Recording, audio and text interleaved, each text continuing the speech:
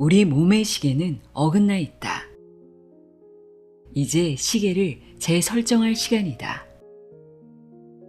빛은 단순한 조명이 아니라 우리 몸이 반드시 섭취해야 할 보이지 않는 영양소다.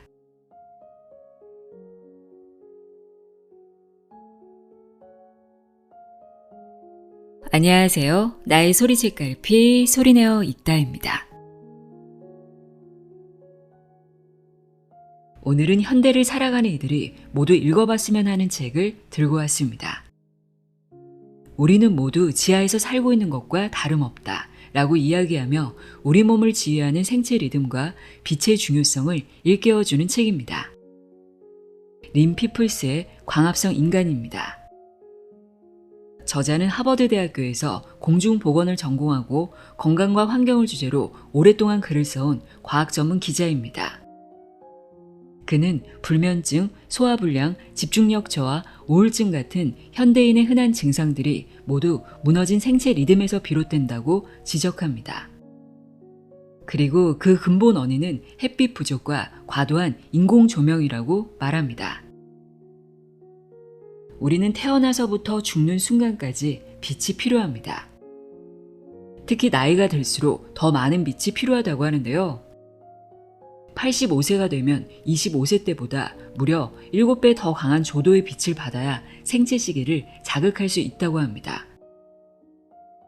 이 책에는 흥미로운 사례도 소개됩니다.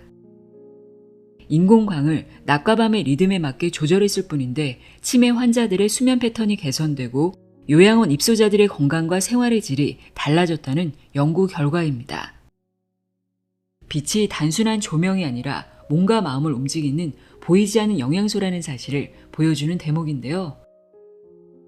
광합성 인간은 단순한 건강서가 아닙니다. 저자는 아침 햇볕 쬐기, 규칙적인 생활, 조명 줄이기 같은 작은 습관부터 사회적 차원에서의 조명 시스템 개선까지 우리가 다시 빛을 되찾을 방법을 제안합니다. 그럼 지금부터 빛이 설계한 우리 몸속 시계는 어떻게 돌아가고 있는지, 내 몸의 시계를 재설계하려면 어떻게 해야 하는지 자세히 알아보는 시간 갖도록 하겠습니다. 린 피플스의 광합성 인간 내용의 일부를 읽어드립니다. 귀 기울여 들어보세요. 세상의 모든 지혜를 읽어드리는 소리내어 읽다. 구독과 좋아요, 공유는 큰 힘이 됩니다.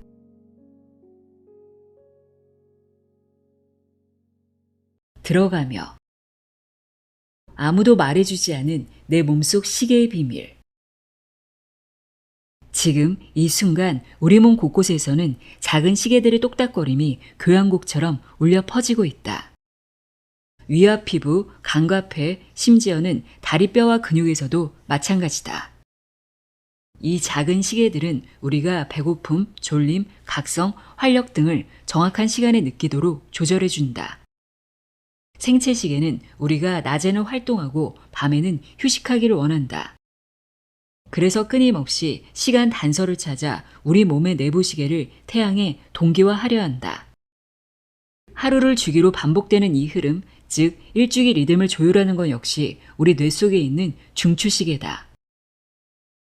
안타깝게도 우리는 남극이나 북극처럼 극한의 환경에 가지 않더라도 생명 유지 체계에 문제가 생길 수 있다. 일상 곳곳에 위협이 존재한다. 현대사회는 인공조명, 시차, 인위적인 시간 조작, 대기오염, 야식 같은 여러 요소로 생체 시계를 끊임없이 교란시켜 우리 몸이 가진 본래 리듬을 잃게 한다. 이는 수면을 방해하고 생산성을 떨어뜨리며 비만, 심장병, 탈모, 소화기 장애, 우울증 같은 질병의 위험을 높인다. 여기서 끝이 아니다. 일주기 교란의 여파는 다음 세대로 이어질 수 있다. 나 역시 처음에는 일주기 리듬의 교란이 그렇게까지 많은 문제를 일으킨다는 사실을 믿기 어려웠다.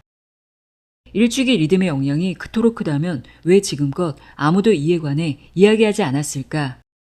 왜 학교에서 아무것도 가르쳐주지 않았을까? 그 멈추지 않는 시계 소리가 너무 당연해서 신경 쓸 필요조차 없다고 느낀 걸까?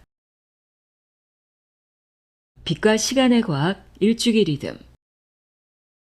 우리의 생리와 행동은 주기에 따라 움직이도록 진화해 왔으며 그 규칙성은 모든 생명체의 삶에 깊숙이 각인되어 있다. 지구상의 거의 모든 생명체는 규칙적인 태양의 움직임, 하늘에 반사되는 빛, 기온과 조수 같은 환경 신호에 맞춰 내부 주기를 발달시켜 왔다. 남세균부터 옥수수, 치타에 이르기까지 다양한 생물들이 이 복잡한 생물학적 메커니즘을 다양한 방식으로 활용하며 살아가고 있다. 찌르레기나 메세만 봐도 알 수 있다. 이 생물들은 별과 태양 궤도의 움직임을 생체 시계로 해독하여 항로를 결정하고 유지한다. 반면 우리 인간은 가로등 불빛과 스마트폰 화면, 교대 근무 같은 것들로 자신의 생체 시계를 망가뜨리고 있다. 낮에 부족한 빛과 밤에 과도한 빛은 우리의 일주기 리듬을 혼란스럽게 한다. 실내에 오래 머물수록 밤낮의 경계는 모호해진다. 우리 몸은 밤낮을 구별하기가 어려워진다. 대륙을 횡단하는 속도부터 주변에 만연한 오염물질, 유별난 시간에 먹고 운동하는 습관까지 수많은 변화가 우리의 생체 시계를 태초의 모습에서 멀어지게 하고 또 어지럽힌다. 초기 인류는 두 다리가 허락하는 데까지만 이동하고 달릴 수 있었다. 이들은 플라스틱 병에 담긴 액체를 마시지도 않았고 배기구에서 나오는 매연을 들이마시지도 않았다. 이들에게는 디지털 화면도 24시간 피트니스 센터도 운동 후 야식으로 먹을 브리토를 데울 전자레인지도 없었다. 시간을 원하는 대로 바꾸기 위해 지도에 임의의 선을 긋지도 않았다. 몸의 시간을 저버린 대가는 참혹했다. 인간의 생체 시계는 제멋대로 어긋났다. 황당한 건 우리가 이 결과를 예견할 수 있었다는 것이다. 인간은 오래전부터 해시계, 괴종시계, 네온색 스와치 손목시계로 시간의 경과를 측정해왔다. 또한 모든 종이 그러하듯 인간 역시 본능적으로 태양의 24시간 주기에 스스로를 맞춰왔다. 우리는 남양찬과 채광이 좋은 집을 선호하며 아이들과 함께 햇볕을 쬐러 밖으로 나간다. 밤에는 암막 커튼으로 실내를 어둡게 한다. 우리는 시간대에 따른 집중력과 활력의 변화를 감지할 수 있고 장거리 비행을 한 다음이나 달이 특정 위상에 도달했을 때 찾아오는 불편한 감정을 인지할 수 있다. 과학은 이제야 마침내 이러한 인간의 직관을 따라잡기 시작했다. 리듬을 회복하려면 전방위적인 노력이 필요하다. 일주기 리듬의 교란이 확산되는 흐름을 되돌리기 위해 개인의 노력뿐 아니라 사회 변화도 함께 이루어져야 한다. 일주기 리듬은 우리 몸을 조율하는 핵심 메커니즘이지만 이를 흐트러뜨리는 요소들이 워낙 많아 거의 모든 사람이 그 영향을 받고 있다. 하지만 많은 사람들은 자신이 최상의 상태로 살아가거나 일하고 있지 않다는 사실조차 깨닫지 못한 채 하루하루를 보내고 있다. 밤에 숙면을 취하지 못하는가? 비정규 시간대에 일하는 노동자 중 한 명인가? 혹은 전 세계 인구의 99%가 겪고 있는 빛공해의 영향을 받고 있는가? 우리 몸은 빛에 반응한다. 일주기 과학이 발전하면서 놀라운 사실들이 밝혀졌다.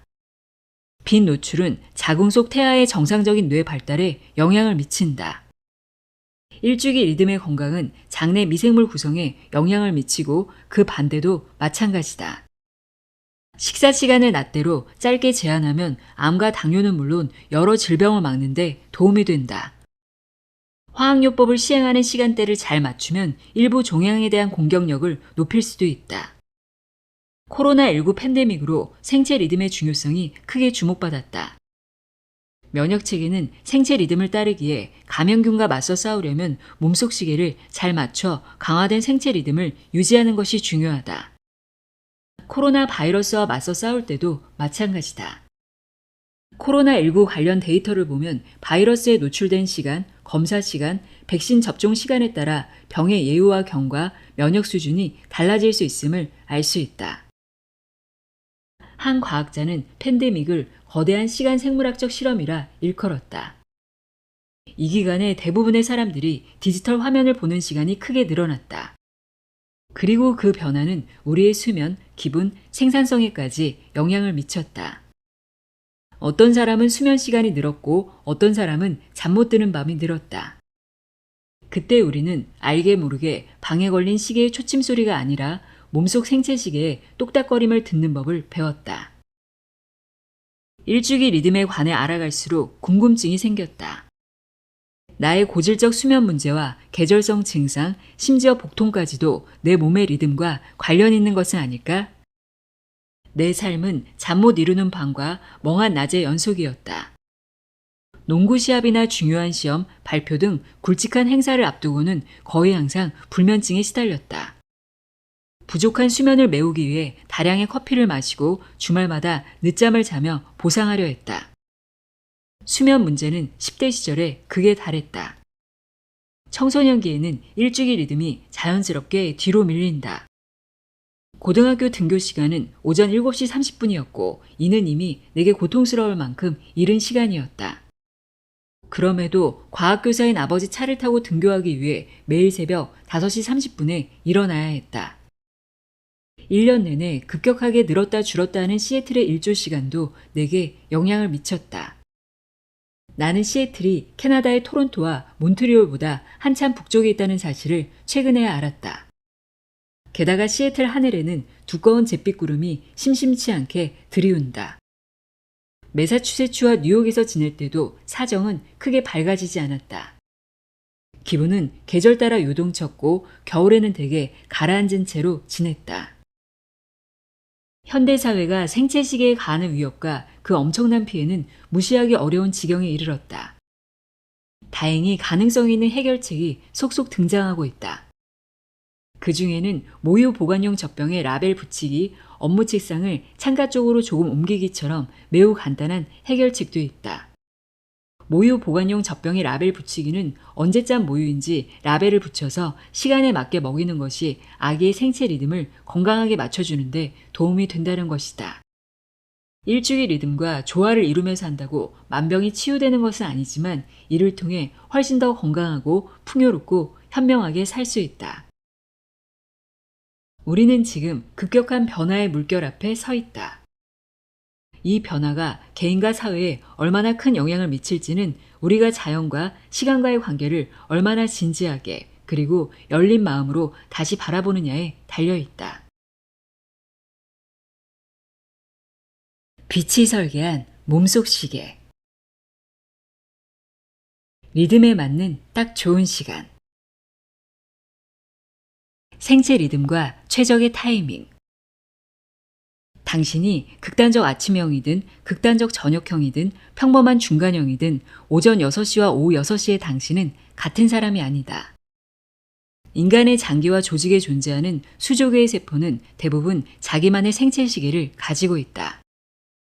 이 시계들은 우리 몸의 생명활동을 계획하고 수면 주기뿐 아니라 각자의 생리적, 정신적 변화 패턴을 만들어낸다.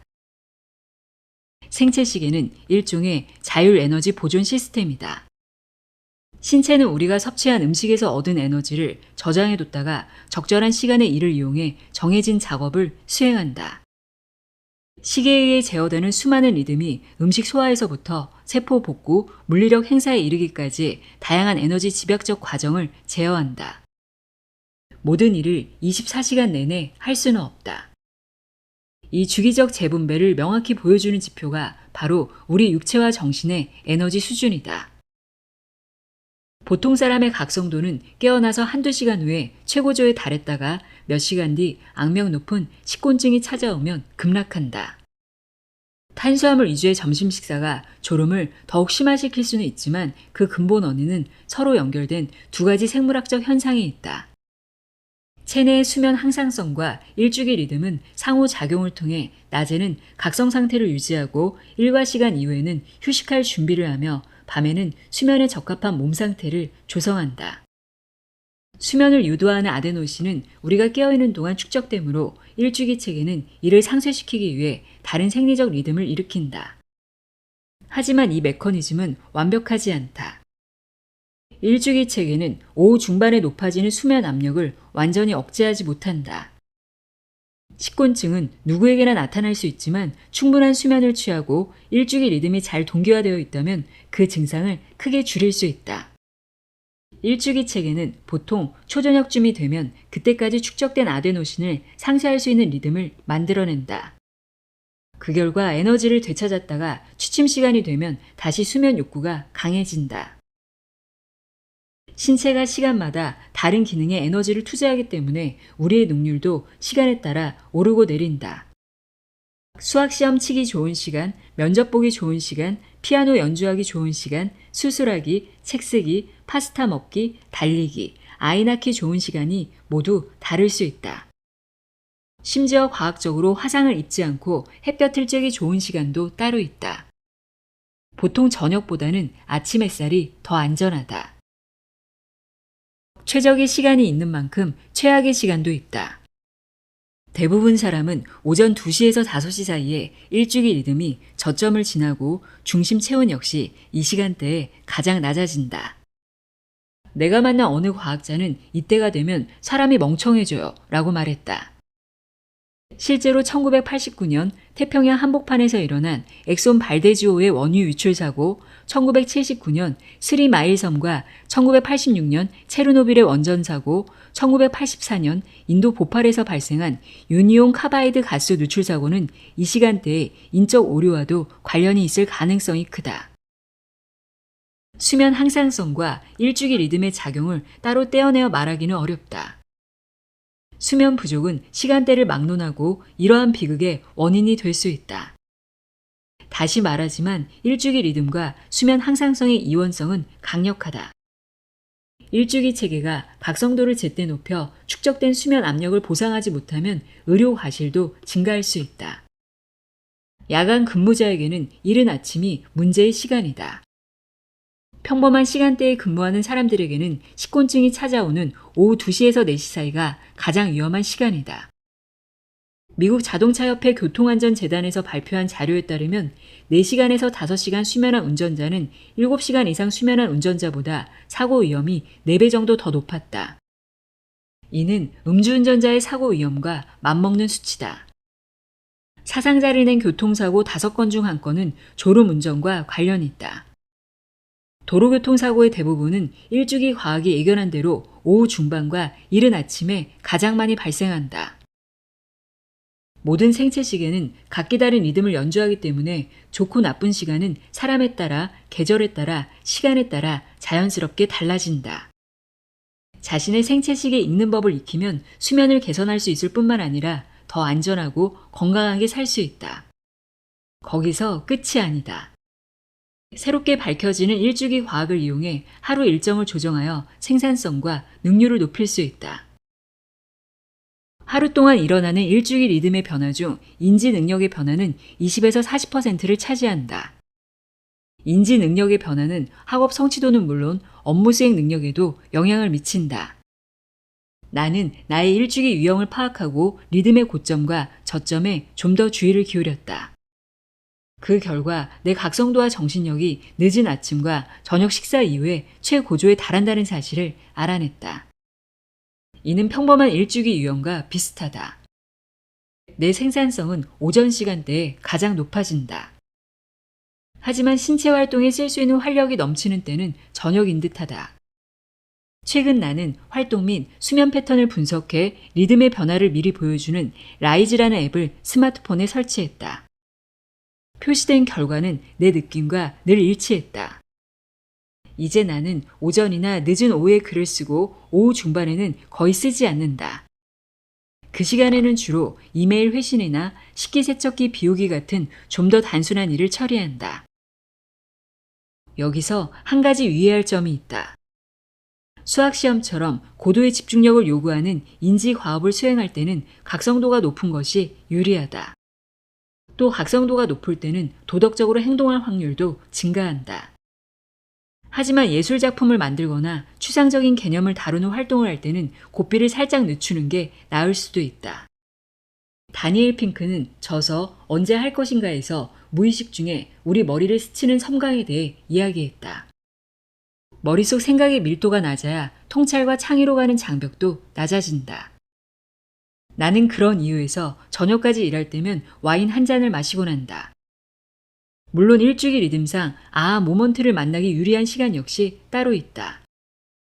다른 유형은 몰라도 이른 아침에 가장 분석적 사고를 하는 우리 중간 유형들은 오전보다 오후에 아하 모먼트를 마주칠 확률이 더 높다. 정신보다 신체적 노력이 더 필요한 과업은 다른 리듬을 따른다. 수영이나 농구처럼 육체적 기량이 중요한 활동은 힘과 속도가 최고조에 달하는 늦은 오후나 저녁에 수행하는 것이 가장 좋다. 건강을 위해 운동하는 경우라면 그에 맞는 시간대 역시 따로 있다. 아침 운동은 심장병과 뇌졸중 위험을 낮추는 데 좋을 뿐 아니라 지방을 태우는 데도 효과적이다. 여기에 단백질 섭취와 근력 운동을 병행하면 근육도 적절하게 늘릴 수 있다. 한편 혈당 수치를 개선하는 데는 오후에 하는 운동이 더 효과적이다. 경쟁에서 조금이라도 우위를 점하고자 하는 운동선수와 지도자들은 신체 상태가 시간대에 따라 변한다는 사실에 특히 주목한다. 운동선수의 신체 능력이 시간대에 따라 최대 26%까지 달라질 수 있다는 연구 결과에 그들이 얼마나 흥미를 느꼈을지는 짐작이 갈 것이다. 참고로 2016년 하계올림픽 남자 자유형 100m 경기에서 4위를 차지한 선수와 금메달을 획득한 선수의 기록 차이는 0.5%, 0.24초에 불과했다. 어긋난 시계. 수면 리듬과 건강. 트럭 운전사 라넬 슐츠와 리사 피넬리는 오랜 친구 사이다. 슐츠는 16m짜리 대형 트레일러를 몰고 전국을 누빈다. 피넬리는 UPS에서 의뢰받은 물품을 시애틀 곳곳으로 운반한다. 두 사람이 주로 운전대를 잡는 시간은 야간이다. 슐츠와 피넬리는 서로를 뱀파이어 드라이버라고 부른다. 이들에게 낮에 일하는 사람은 모두 데이워커다. 데이워커는 햇빛에 면역이 있어 낮에도 활동이 가능한 뱀파이어를 뜻한다. 하지만 두 친구의 생활 패턴에는 큰 차이가 있다. 피넬리는 마찬가지로 밤에 근무하는 남편의 도움을 받아 일주일 내내 야행성으로 지내려고 노력한다. 하지만 슐츠는 생활 패턴이 일정치 않았고 주말에는 아예 뒤집히기도 했다. 오리건 보건과학대학교의 산업보건연구가 라이언 올스는 운송업 종사자들 사이에서 슐츠 같은 사례가 흔하다고 말했다. 올스는 서스펜션 시트와 기능성 매트리스 등 운전실 환경 개선을 권장하는 것뿐만 아니라 근무 시간의 일관성을 높이는 것에 대해서도 운전자와 고용주 모두에게 적극적으로 권하고 있다. 다른 근로 조건은 조금씩 바뀌어 왔지만 근무 시간표만큼은 달라진 게 없습니다. 올슨이 말했다. 뻔히 보이는 문제지만 먼저 말을 꺼내기 어려운 주제죠. 또 근무 일정은 노동자의 통제 영역 밖에 있을 때가 많다. 한편 사측 입장에서 일정은 수익과 직결되는 현실적인 문제다. 경쟁에 이기려면 트럭이 24시간 도로 위를 달리고 있어야 한다. 올슨은 이렇게 말했다. 사회가 이 질문에 대해 깊게 생각하고 있는지 모르겠어요. 정말 우리에게 24시간 서비스가 필요할까요? 우리는 노동자의 관점에서 답하지 않습니다. 고객의 관점에서 답하죠. 나는 어제 오후에 아마존에서 주문한 프린터 잉크가 오늘 아침 현관에 놓여 있던 것이 생각났다. 야간 근무자들은 실생활에서도 불합리한 상황을 만난다. 피넬리와 슐츠는 호텔들이 데이워커만을 고려해 오후 체크인만 제공한다고 불만을 토로했다. 저는 밤에 호텔을 쓸 일이 없어요. 하루만 쓰면서 이틀치 비용을 내고 싶지는 않다고요. 라고 슐츠가 말했다. 교대 근무자의 몸은 시차 증상과 비슷한 혼란을 겪는다. 우리의 생체 리듬은 생활 패턴이 급격히 바뀌는 상황에 쉽게 적응하도록 설계되어 있지 않다. 교대 근무자들은 먹고 자고 움직이기에 좋지 않은 시점에 먹고 자고 움직인다. 생체 시계의 시간은 어긋나고 신체 기관은 그 여파에 대응하기 위해 분주히 움직인다. 그러나 해외여행을 할 때와 달리 교대 근무자가 업무에 필요한 수면 일정에 맞춰 자신의 생체 리듬을 완벽히 재조정하기란 불가능에 가깝다. 생체 리듬에 맞지 않은 생활을 계속하면 장단기적으로 문제가 생길 수 있다. 업무상 과실과 사고가 늘 수 있고 퇴근길에 교통사고가 발생할 확률도 증가한다. 운전대를 잡는 시간이 심부 체온과 각성도가 가장 낮은 위험 구간과 겹치면 사고 위험은 더욱 높아진다. 문제는 이러한 영향이 일시적인데 그치지 않고 더 오래 지속될 수 있다는 점이다. 교대 근무자들은 불임, 비만, 당뇨병, 심장병, 소화기 질환, 우울증, 불안증, 천식 등 기타 질환의 위험에 장기적으로 노출된다. 연구에 따르면 이번 환자 가운데 교대 근무자는 주간 근로자보다 코로나19 양성 반응을 보일 확률이 2배 이상 높았다. 또한 청년기에 교대 근무를 한 사람은 중년기에 중증 뇌졸중 위험이 증가했고 중장년기에 교대 근무를 한 사람은 인지장애 위험이 증가했다. 한 과학자는 관련 연구를 하면서 교대 근무자가 위험수당을 받아야 한다는 생각이 가장 먼저 들었어요. 라고 말했다. 세계보건기구는 야간 근무를 잠재적 발암 요인으로 지정했지만 아직 충분한 근거가 부족하다는 단서를 달았다.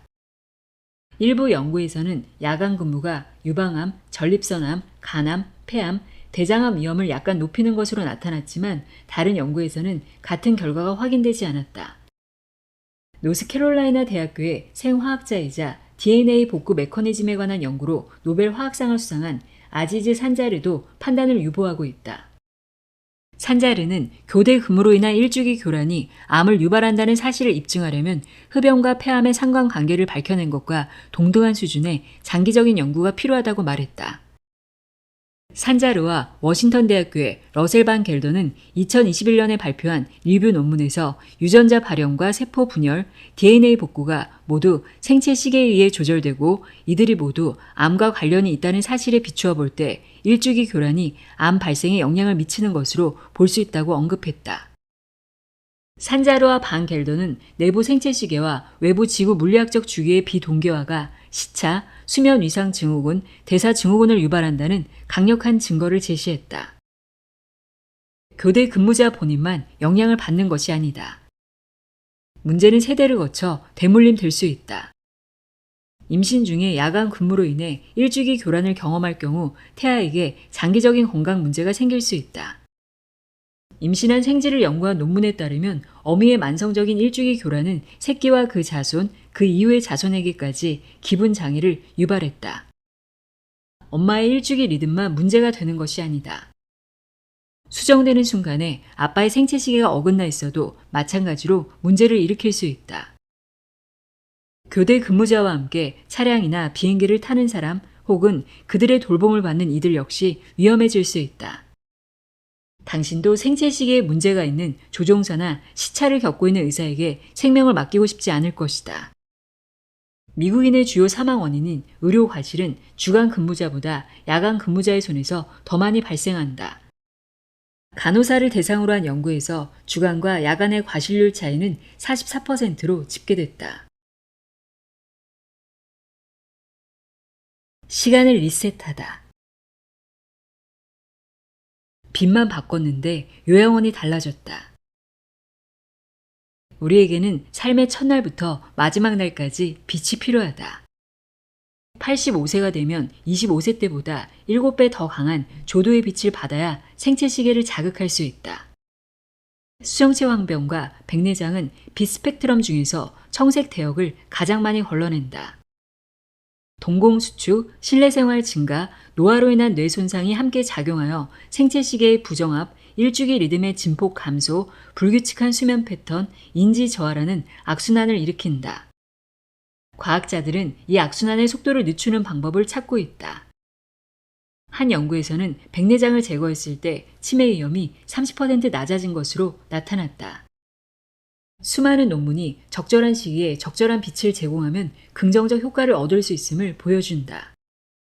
피게로와 다른 전문가들이 진행한 연구에서도 밤낮의 강력한 명암 대비가 알츠하이머병과 파킨슨병 환자들의 기분과 수면을 개선하는 것으로 나타났다.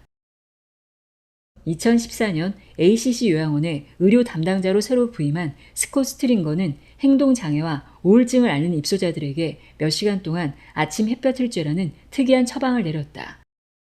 1년에 265일이 맑은 세크라멘토에서는 가능한 처방이었지만 수용 인원이 99명에 이르는 시설에서 모든 사람이 매일 안들러 나와 필요한 만큼 햇빛을 받는 것은 쉽지 않은 일이었다. 요양원 건물에는 내가 덴마크 요양원에서 본 것 같은 커다란 창문도 없었다.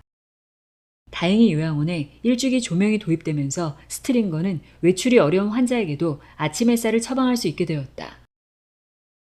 인공광을 조절하는 방식은 고령층, 특히 치매 환자의 일주기 리듬을 바로잡는 데 유용한 비약물적 도구가 될 수 있다.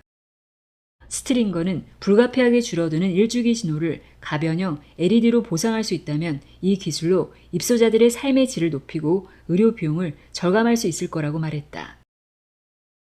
2017년에 내가 ACC 요양원을 방문했을 때 그곳에 몇몇 입소자 방과 벚나무길로 불리는 근처 복도, 그 밖의 여러 구역에 가변형 LED 설치를 막 끝낸 상태였다. 미국 에너지부의 예비 연구에 따르면 복도에 형광등이 설치되어 있던 때보다 에너지 사용량은 68% 감소했고 2개 호실에 거주하는 새 입소자가 소리치고 흥분하고 울부짖는 횟수가 이전 3개월에 비해 현저히 감소했다. 요양보호사들은 이들이 밤새 잠자기 시작했다고 말했다. 사실 전에는 조명에 별 생각이 없었어요. 하지만 입소자들의 변화를 보고 나서부터는 신봉자가 됐습니다. 라고 세가는 말했다. 벚나무길에 가변형 LED를 설치한 이후로는 다른 구역의 입소자들도 이 근처에서 시간을 보내기 시작했다. 그 입소자의 가족들도 방에 조명이 언제 설치될 예정인지 알고 싶어 했어요. 요양원은 시설 전반을 개보수하면서 복도, 공용공간, 거주공간, 욕실 조명을 가변형 LED로 교체했고 에너지부는 후속 연구를 진행했다. 연구원들은 복도를 무작위로 선정해 일부는 하루 동안 조명의 밝기와 색상이 바뀌도록 설정하고 나머지는 기존 형광등과 비슷한 불빛을 유지하도록 설정했다. 변하는 빛에 노출된 입소자 가운데 수면 장애를 경험한 사람의 숫자는 고정된 빛을 받은 그룹의 절반 수준이었다. 통계에 따르면 전 세계의 수많은 요양원이 조명 교체의 효과를 누릴 수 있을 듯하다. 노르웨이에서 15곳의 요양원을 조사한 결과 모든 치매병동에 멜라놉신을 자극하는 빛이 부족한 것으로 나타났다. 스티브 로클리가 위스콘신주의 요양원 2쌍을 비교한 결과를 보면 가변형 LED 조명을 설치한 곳에서는 낙상사고 발생률이 43%나 감소했다. 가변형 조명의 밝기가 상대적으로 어두워지는 야간 시간대에 낙상 감소 폭이 더 컸기 때문에 시력 변화 때문이라고 보기 어려웠다. 규칙적인 하루가 우리 몸을 살린다. 나는 지속 가능한 방식으로 식단을 개선하기 위해 전문가들에게 조언을 구했다. 아직 커피나 와인, 사회적 관계를 완전히 끊을 마음의 준비는 되어 있지 않았다. 소크 연구소의 에밀리 마누지아는 아침에 따뜻한 물 한 잔을 마시면 커피를 마시고픈 욕구가 놀라울 만큼 늦춰진다고 말했다. 그때는 선뜻 믿기지 않아서 아침 첫 잔은 블랙커피로 마시면 괜찮다는 좀 더 입맛에 맞는 조언부터 따랐다. 하지만 곧 나는 가능한 한 오래 칼로리와 카페인 섭취를 미루며 내 코르티솔과 아데노신이 아침에 자기 일을 마칠 수 있도록 도와주는 쪽으로 방향을 바꿨다. 또 입에 달고 살던 다크 초콜릿과 카페인 섭취 시간을 오전으로 제한하고 커피는 하루에 2잔까지만 마셨다. 술 마시는 횟수도 줄였다. PPT는 연구에서 밝혀진 대로 술을 마시지 않았을 때 수면의 질이 훨씬 높다는 사실을 재차 확인시켜줬다. 최근 며칠간은 늦은 저녁에 와인 대신 허브차를 마셨다. 간혹 술을 마실 때도 잠자기 전까지 몇 시간은 여유를 두고 마시려고 했다. 열량 섭취 시간대도 좁혔다. 마누지아는 식사량을 줄이는 게 아니라 섭취 시간대를 좁히는 거예요. 시간대도 극단적으로 좁힐 필요가 없어요. 라고 말했다. 11시간 정도로만 제한해도 긍정적 효과를 볼 수 있다. 나는 보통 대략 오전 9시 30분부터 오후 7시 30분 사이에 열량을 섭취한다. 왠지 10시간도 가능할 것 같았고 실제로 내 몸은 비교적 빠르게 적응했다. 일주일도 채 지나지 않아서 잠들기 전에 허기를 느끼는 일도 허기를 느끼며 일어나는 일도 사라졌다. 좋은 점은 또 있었다. 식사 시간을 앞당긴 덕분에 식당에서 할인된 가격으로 메뉴를 제공하는 해피아워를 이용할 수 있게 되었다. 하지만 이 방식을 장기간 유지하면서 사회적 관계를 유지할 수 있을지가 의문이었다. 다행히도 만우지아는 가끔씩 치트데이를 가지는 것, 그러니까 빅터 장처럼 돼지고기 바비큐 파티나 와인 파티를 즐기는 날이 있더라도 몸의 리듬이 크게 망가지지 않는다는 것이다. 여러 전문가와 대화를 나누면서 알게 된 요령도 적용하기 시작했다. 나는 가끔 수면을 위해 멜라토닌 보충제를 복용하곤 했다. 나 같은 사람은 생각보다 흔하다. 미국에서 성인의 멜라토닌 보충제 사용량은 1999년부터 2018년까지 5배 이상 증가했다. 아동의 멜라토닌 사용량도 급증하고 있다. 멜라토닌 보충제의 글로벌 매출은 2030년 35억 달러를 넘어설 것으로 전망된다. 하지만 전문가들은 멜라토닌은 수면제가 아니라며 선을 긋는다. 사실 멜라토닌은 복용량과 복용 시점에 따라 수면 문제와 일주기 교란을 악화시킬 수 있다. 또한 시중에 유통되는 수면제 중 상당수 역시 효능보다 더 큰 부작용을 일으킬 수 있다. 나는 이제 멜라토닌 보충제를 자주 쓰지 않을 뿐 아니라 믿을 만한 브랜드의 제품을 고집한다. 멜라토닌 함량은 라벨에 표시된과 크게 다를 수 있다. 또 신시내티 아동병원의 존 호게네시와 다른 전문가들의 조언을 바탕으로 2mg 이하를 잠들기 2-3시간 전, 즉 체내에서 멜라토닌 수치가 자연스럽게 증가해야 하는 시점에 복용한다. 연구에 따르면 보통 성인 체내에서 하루 동안 분비되는 멜라토닌의 최대치, 즉 1mg 이하를 복용해도 5mg 이상의 수면 유도 효과를 낼 수 있다.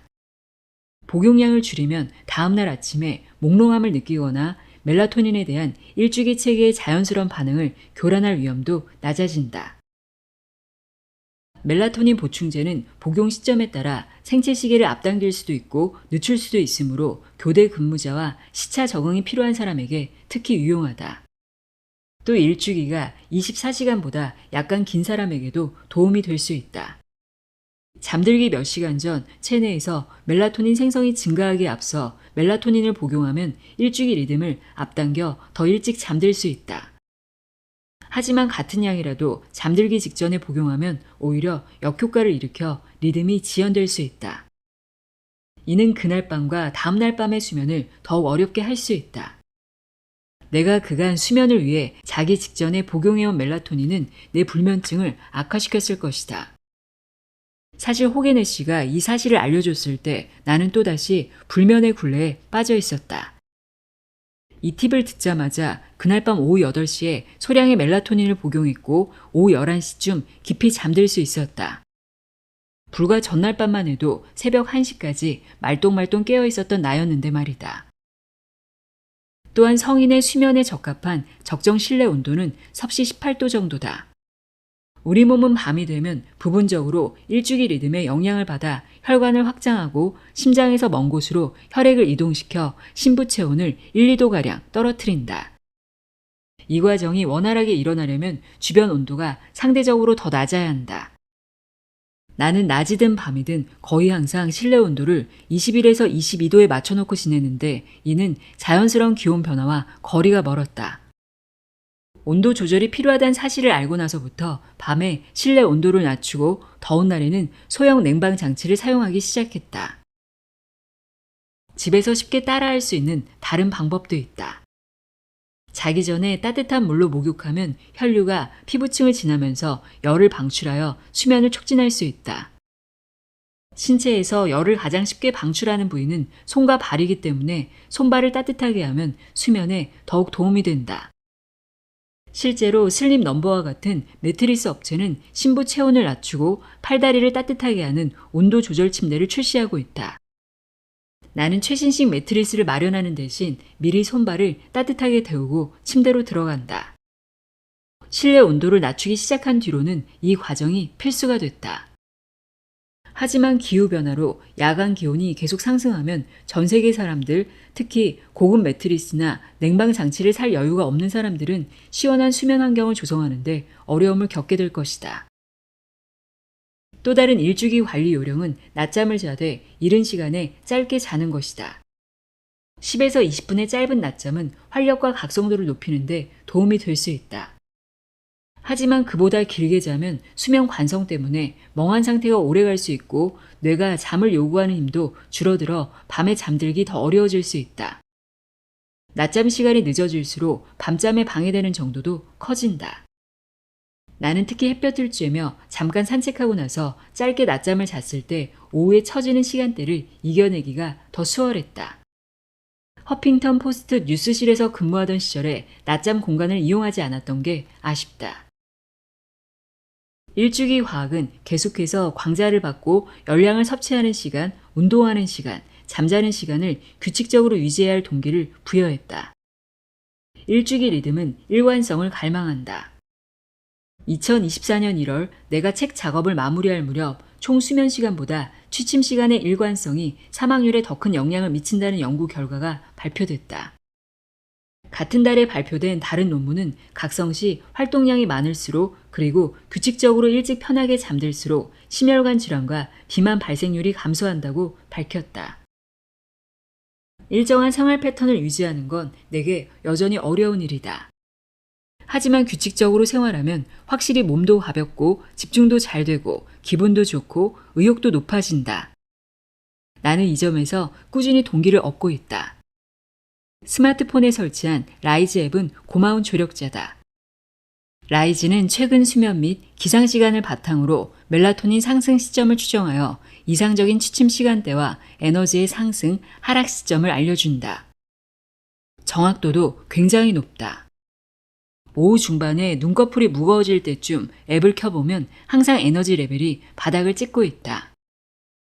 기운이 회복되었다가 몇 시간 뒤에 다시 바닥을 지날 때쯤에는 핏비트에 표시되는 에너지와 각성도, 심박수도 떨어진다.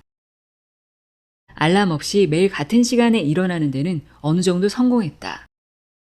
물론 3월에 일광 절약 시간제로 바뀌는 기간에는 리듬이 흐트러졌다. 하지만 사회적 시계의 압박과 점점 빨라지는 일출에 못 이겨 결국 기상시간이 앞당겨졌다. 요즘은 오전 7시 반에서 8시 사이에 일어나고 오후 10시 반이나 11시쯤 잠자리에 든다. 수면 시점을 일정하게 유지할수록 같은 시간에 자연스럽게 잠들고 일어날 확률이 높아진다. 깨어있는 동안에도 일주기 리듬을 지키려고 노력한다. 오전 9시 전에 잠시라도 나가서 걷기 위해 동네 커피숍까지 걸어갔다 와서 그 커피와 함께 아침을 먹는다. 라이즈 앱을 봐도 또 내가 스스로 느끼기에도 나는 오전 10시와 오후 6시쯤에 가장 활력이 넘친다. 그 사이에 활력 보충이 필요할 때는 짧게 낮잠을 자거나 다량의 광자를 쬐고 때로는 2가지 방법을 동시에 사용한다. 이제는 비가 쏟아지지만 않으면 매일 발코니에 나가 볕을 쬐다. 겨울에는 두꺼운 외투를 입고 털모자를 쓰고 따뜻한 차 한 잔을 들고 발코니로 나간다. 잠들기 최소 3시간 전부터 청색광을 차단하고 열량과 알코올 섭취를 제한하고 멜라토닌은 꼭 필요한 경우에만 복용한다. 취침 시간이 가까워지면 온도 조절기를 낮춰 실내 온도를 조절한다. 내 일주기 리듬을 관리하는 핵심 원칙을 3가지로 압축하면 다음과 같다. 1. 오전에 빛 보기. 아침에는 되도록 알람 없이 일어나서 먼저 햇빛 혹은 그에 상응하는 빛을 2-30분 동안 쬐다. 해가 있는 동안에는 자연광을 최대한 활용한다. 2. 해가 지면 어둡게 하기. 밤에는 디지털 화면이나 다른 인공 조명에 노출되는 시간을 최소화한다. 3. 밝을 때 먹기. 해가 있는 동안에만 열량을 섭취한다. 이 항목은 위도와 계절에 따라 적용 여부가 달라진다. 나처럼 취침 시간이 오후 11시쯤인 사람은 3시간 전인 8시까지만 먹는 것으로 대신할 수 있다.